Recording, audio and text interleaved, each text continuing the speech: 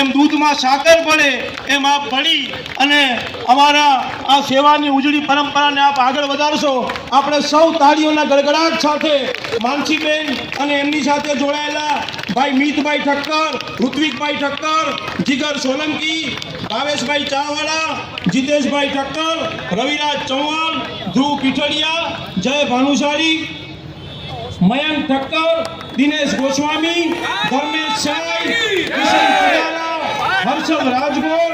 Ranveer Gadhvi, Hardik Ganatra, Jigar Parmar, તૌસીફ Maniyar, they Thakkar,